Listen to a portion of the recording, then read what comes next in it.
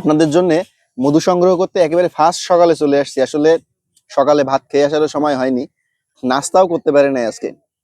তো এই যে একেবারে খালি পেট মধু খাচ্ছি। এই যে দেখুন, একেবারে মানে চাক পুরা ভরে আছে মধুতে।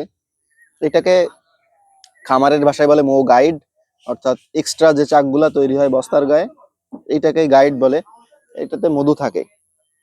তো এগুলো আসলে ভোক্তা পর্যায়ে দেওয়া সম্ভব হয় না, কারণ এগুলো অল্প স্বল্পই পাওয়া যায়। এগুলো দেখা যায় যে যারা আমার মতো এরকম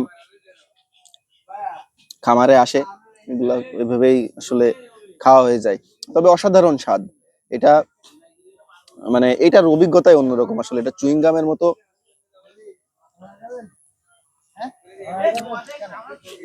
খাওয়ার পরে গালে হচ্ছে চুইং গামের মতো একটা মানে এই যে চুইং গামের মতো থেকে যায়, আর মধুটা খাওয়া হয়ে যায়। এটা স্বাদ আসলে অন্য লেভেলের।